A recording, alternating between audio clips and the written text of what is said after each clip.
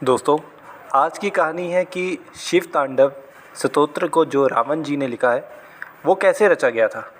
आइए कहानी की शुरुआत करें। रावण शिव का महान भक्त था और उनके बारे में अनेक कहानियाँ प्रचलित है। एक भक्त को महान नहीं होना चाहिए, लेकिन वह एक महान भक्त था। वह दक्षिण में इतनी लंबी दूरी तय करके कैलाश आया।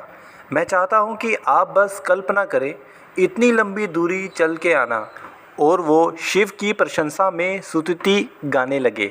उसके पास एक ड्रम था जिसकी ताल पर उसने तुरंत ही 1008 छंदों की रचना कर डाली, जिसे शिव तांडव स्तोत्र के नाम से जाना जाता है। रावण के संगीत को सुनकर शिव बहुत ही आनंदित व मोहित हो गए। रावण गाता जा रहा था और गाने के साथ साथ उसने दक्षिण की ओर से कैलाश पर चढ़ना शुरू कर दिया। जब रावण लगभग ऊपर तक आ गया और शिव उसके संगीत में लीन थे, तो पार्वती ने देखा कि एक व्यक्ति ऊपर आ रहा था, लेकिन शिव अभी भी संगीत की मस्ती में लीन थे। आखिरकार पार्वती उनको संगीत के रोमांच से बाहर लाने में सफल हुई और अब रावण शिखर तक पहुंच गया था, तो शिव ने उसे अपने पैर से धक्का मारकर नीचे गिरा दिया।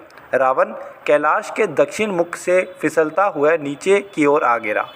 ऐसे कहा जाता है कि उसके ड्रम उसके पीछे घसीट रहा था और जैसे जैसे रावण नीचे जाता गया, उसका ड्रम पर्वत पर ऊपर से नीचे तक एक लकीर खींचता हुआ गया।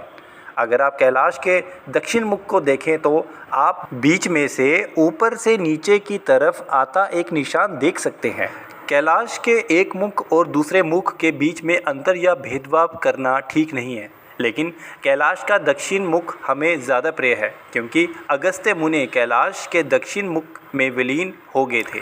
तो ये शायद सिर्फ एक दक्षिण भारतीय पक्षपात है कि हमें कैलाश और दक्षिण मुख ज़्यादा पसंद है, और मुझे लगता है कि ये सबसे ज़्यादा सुंदर है। ये सबसे ज़्यादा क्षेत्र भी है क्योंकि वहाँ बहुत ज़्यादा बर्फ़ है।